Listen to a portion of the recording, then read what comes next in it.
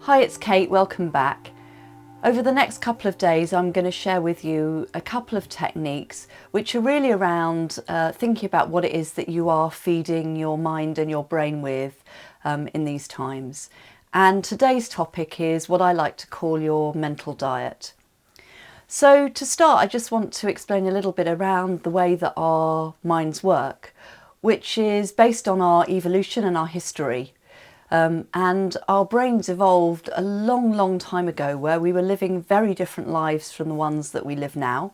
In essence, the way that we are wired up as humans is that we are wired to be alert to signals of danger to ensure our survival.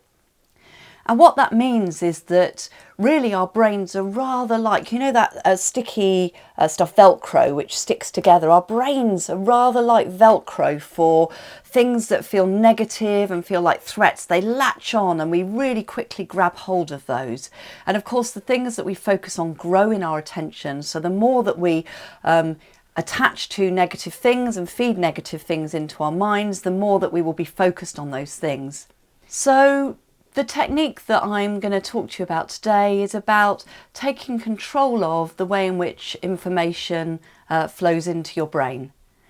And it's not about saying we should shut ourselves off or totally ignore or isolate ourselves from news and information about what's going on around us. Of course, I'm not recommending that.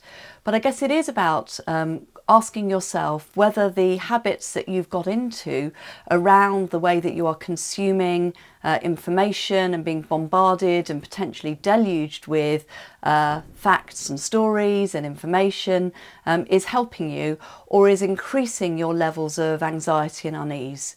And so thinking about my understanding of psychology, things that I know have helped myself and things that I have used to help people that I work with in the past, here are some suggestions that you might find helpful.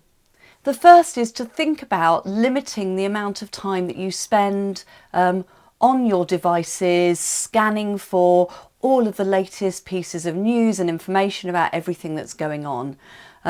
And my suggestion would be that you limit yourself to updating yourself on the current situation only once or twice a day. Now, I know that that will feel really difficult at first if you've gotten used to consuming up-to-the-minute information, and any change in your habits always feels uncomfortable. But I know for myself and I know for others that I've worked with, and particularly those who are experiencing levels of anxiety and unease around the situation, that after the initial discomfort of not knowing, there's actually a great peace to be found from having a break from the constant onslaught of information.